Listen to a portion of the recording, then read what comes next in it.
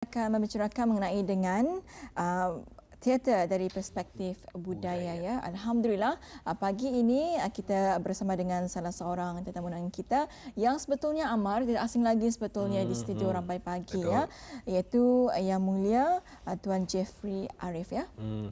Dan bersama kita ya. Assalamualaikum Tuan. Waalaikumsalam warahmatullahi wabarakatuh. Muhammad, Nurintan. Ya, Alhamdulillah. Apa khabar Tuan? Ya, sehat walafiat. Alhamdulillah. Alhamdulillah. Dapat Tuan. Dari tadi ni kami memandang baju kita ni. Baju kita ni. Pasal ketupat cahat. Yang penting ada hijau hijau. Ada hijau ya, hari kesihatan ya? mental. Betul. Baik. Alhamdulillah kita berbalik semula kepada topik kita pada hari ini iaitu teater dari perspektif budaya. Mungkin dapat diterangkan sedikit Tuan. Apa yang ingin Tuan sentuh mengenai tajuk kita hari ini? Baik, seperti tajuk yang ingin dikupas, teater dari perspektif budaya. Ya, kita melihat bahawa budaya itu satu hal yang sangat besar ya. Mungkin banyak orang sudah memperkatakan tentang budaya. Ada budaya makan, ada budaya tidur, ada budaya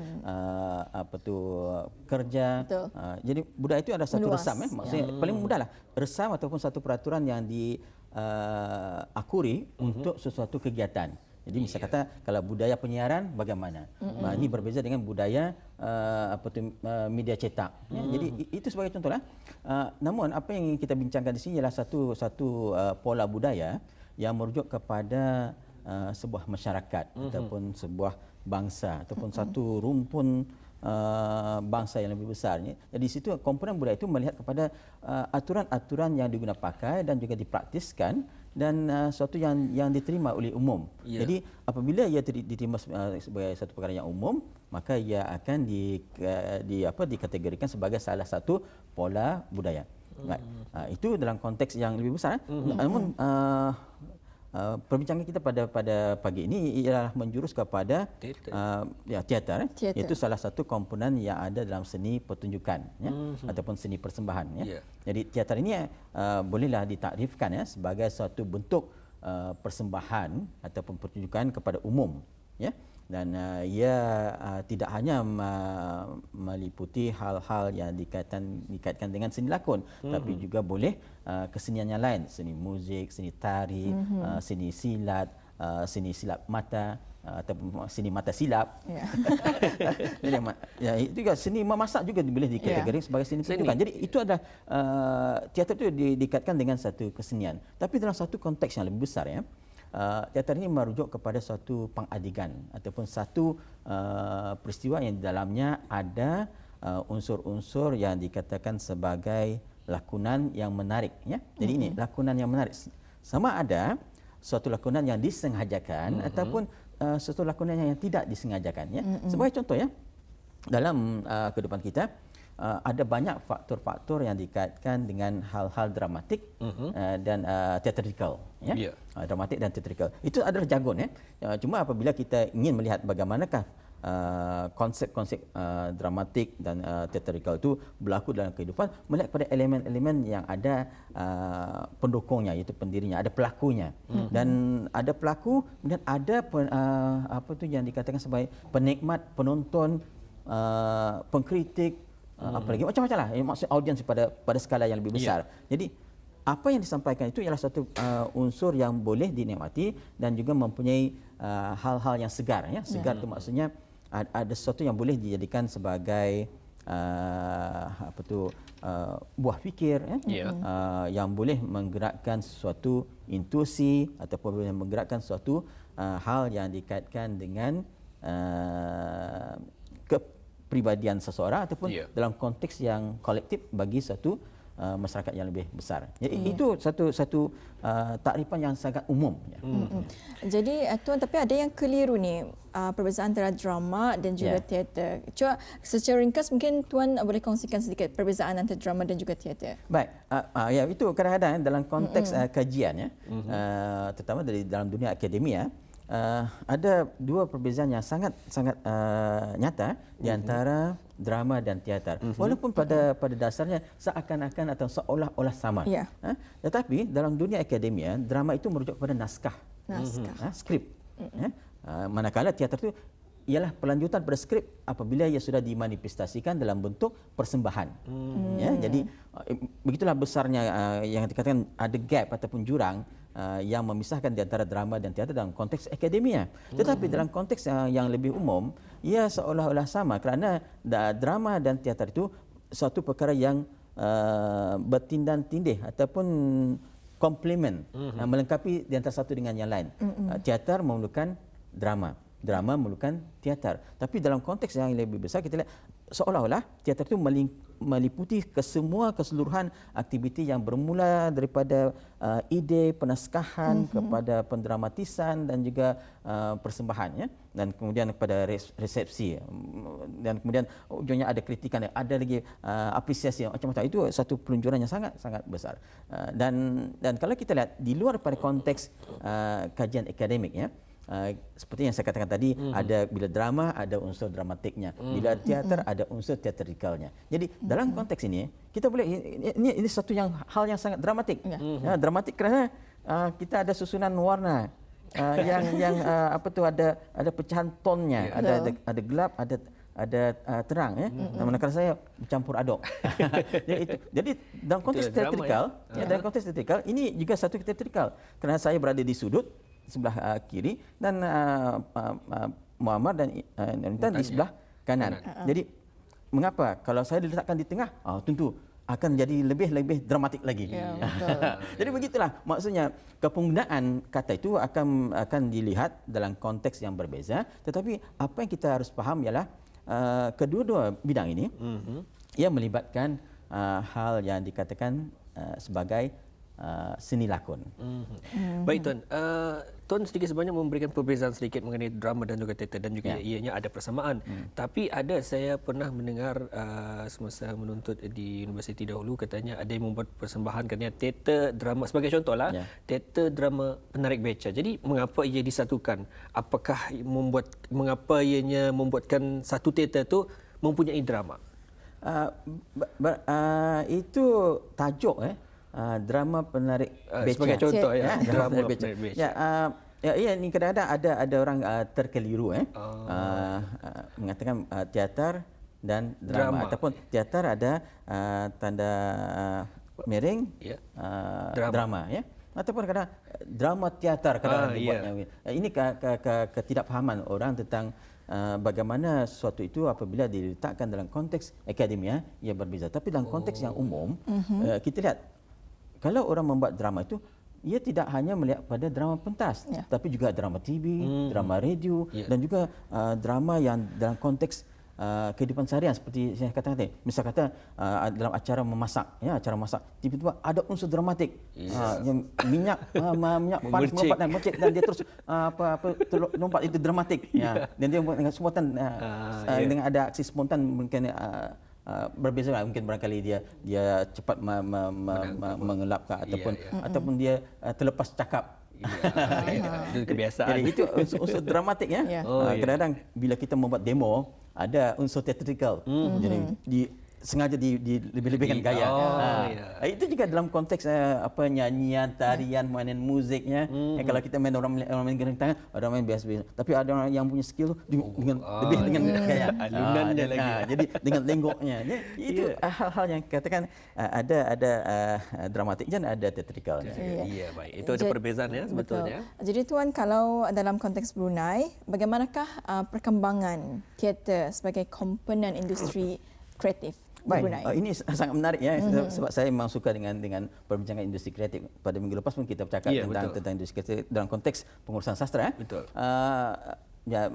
Usaha untuk melihat industri kreatif ini sebagai salah satu komponen yang menyokong kepada kegiatan ekonomi telah dimulakan pada 2012 yang lepas, dan sehingga kini kita masih lagi melihat bagaimanakah komponen-komponen yang ada dalam terkandung industri kreatif ini boleh digerakkan dengan secara yang lebih massal atau secara yang lebih meluas, ya.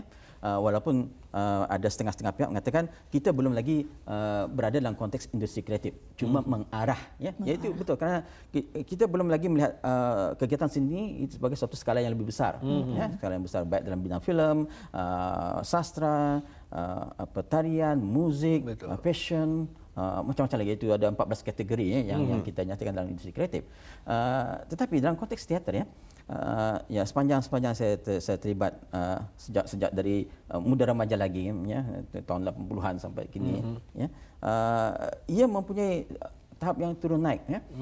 Kerana saya lihat kita perlu ada satu gerakan sinergi daripada pelbagai pihak, baik pihak pihak yang terlibat secara langsung dalam bidang teater maupun pihak-pihak yang lain yang berkenaan ya, dari agensi kerajaan maupun agensi swasta. Jadi perlu ada satu sinergi kerana industri kreatif ini tidak dilakukan oleh orang persorangan ataupun hanya satu orang ataupun satu agensi, tapi perlu ada satu apa yang dikatakan sekarang mapping, pemetaan ya, pemetaan tentang industri kreatif itu. Apakah komponen-komponen yang boleh digerakkan pada ketika ini dan bagaimana permintaan di pihak orang ramai terhadap komponen-komponen itu. Namun dalam konteks teater, saya suka mengusikan ya, kita sebenarnya telah mempunyai banyak sejarah ya, tentang kegiatan teater ini baik di dalam negara maupun di luar negara. Pelibatan kita di luar negara juga ada dalam konteks persembahan teater di peringkat ASEAN maupun di peringkat di luar ASEAN ya. Paling akhir ya, kita bergerak di ASEAN China Expo ya, 2017 ya. Kita mempersembahkan teater di Nanning ya. Dan itu kita lihat bagaimana teater itu mempunyai peranan yang besar untuk memprojeksi budaya orang Brunei. Jadi itu platform itu kita gunakan untuk melihat bagaimana sudut pandang budaya itu dapat dilihat dalam konteks teater, dan orang ramai di sana kerana sebenarnya besarnya tidak faham bahasa Melayu, tapi kita melihat dalam konteks yang lain menggunakan teater bentuk fizikal, teater fizikal yang tanpa menggunakan bahasa dialog ya. Dan juga pada satu sesi lain kita juga membawakan lagu-lagu yang boleh digerakkan dalam konteks teatrikal ya. Pada ketika itu kita membawakan lagu kanak-kanak ya. Dan dalam itu ada unsur-unsur dramatiknya dan ada unsur-unsur teatrikal, dan itu sangat-sangat menyenangkan audiens. Dan berundur lagi ya, sejak tahun 90 ya, pada ketika itu kita banyak terlibat dengan ASEAN Theatre Festival. Ini di peringkat ASEAN ya. Dan itu saya fikir merupakan salah satu platform yang sangat besar dan sangat bagus untuk memprojeksi apa saja yang dikaitkan dengan Brunei. Dan di situlah kita lihat interaksi di antara pemain-pemain ataupun players yang ada dalam konteks teater itu, dalam konteks industri kreatif itu sangat rapat dan juga memberikan satu harapan ya. Jadi harapannya haruslah kita gerakkan. Dan pada ketika ini kita juga melihat banyak kumpulan-kumpulan drama, kumpulan teater yang ingin mempersembahkan ya, seperti Sutra Momento, BADS ya, tidak terkecuali di peringkat sekolah ya, dan di peringkat universiti. Dan salah satu di pihak NGO ya, seperti kumpulan putus ini tetap dengan proyeksinya Rumah Pusaka, iaitu salah satu daripada kegiatan yang dilahirkan hasil daripada perbincangan 2012 dulu ya. Jadi sampai sekarang kita tetap melaksanakannya sebagai satu cara untuk memasyarakatkan teater di peringkat akar umbi lagi, di peringkat kanak-kanak disuburkan dan hinggalah kepada peringkat yang lebih besar. Jadi begitulah yang kita lihat bahawa teater itu tetap mempunyai peranan yang cukup besar dalam konteks industri kreatif dan juga dapat memberikan satu proyeksi terhadap budaya yang ingin kita kongsikan kepada orang ramai. Dan juga apa yang dapat kita banggakan juga adalah golongan belia juga ikut serta ya dalam sama-sama lagi membudayakan teater ini ya sebagai wadah ekonomi. Dan seperti telah pun tu katakan, Putra Seni yang mana telah pun dibangunkan sejak tahun 2012 hingga kini masih lagi menjalankan kegiatan mereka, Putra Seni, di mana Putra Seni ini satu kumpulan yang tuan untuk melakonkan ataupun mendetailkan sejarah-sejarah ataupun ada cerita Melayu dulu. Betul? Ya, betul. Ya, sebagai tambahannya, mengapa kita lihat bahawa teater itu juga dapat menjadikan salah satu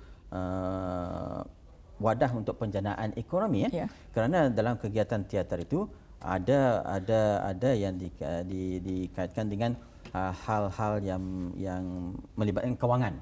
Sama ada proses untuk operasinya, malah dari segi penjualan tiket. Jadi itu kita lihat bahawa di situ ada unsur-unsur ekonomi. Cuma barangkali dalam skala yang kecil kita tidak nampak, ya, kerana ia masih lagi tidak meluas dari segi pemasyarakatan teater di peringkat awam, ya. Dan itu yang kita mahukan, bahawa perlu ada sokongan daripada orang ramai apabila ada kegiatan-kegiatan yang berorientasikan kepada teater ini, maka sokonglah dan berilah mereka harapan, bantuan dan juga sokongan moral sekurang-kurangnya agar mereka dapat tumbuh dan dapat memberikan satu proyeksi yang lebih baik dalam konteks kegiatan teater. Saya mengambil contoh, ya, beberapa teman di luar negara, ya, yang telah menggunakan platform teater sebagai salah satu daripada usaha niaga yang telah sangat berjaya.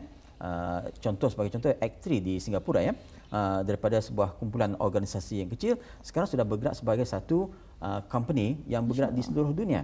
Ya, jadi itu perlu model-model seperti itu perlu kita turuti dan kita ikut, ya. Dan banyak lagi, ya, perkara-perkara yang berskala besar yang boleh kita lakukan secara sinergi dengan prospek-prospek tertentu agar mereka, golongan belia ini yang berkecimpung dalam bidang seni lakon, seni teater ini dapat melihat satu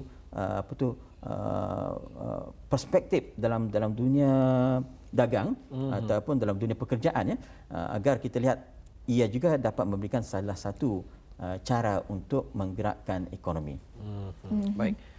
Alhamdulillah, ya, telah pun kita ikuti bersama dengan narasumber kita pada hari ini bersama dengan Tuan Muhammad Zafri sendiri, Zafri Arif, mengongsikan mengenai sedikit sebanyak teater dari perspektif budaya. Jadi sebelum kita menutup rampai pagi kita pada hari ini, Tuan, sedikitlah, seminit, seminit saja.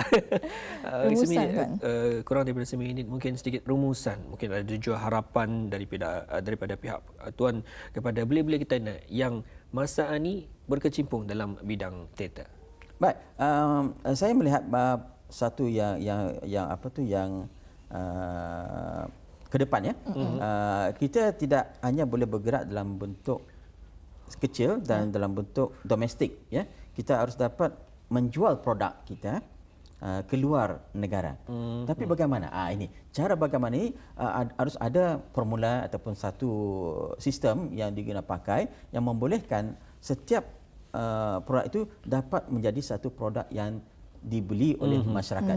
Jadi dalam konteks ini kita masih menggunakan peranan budaya itu.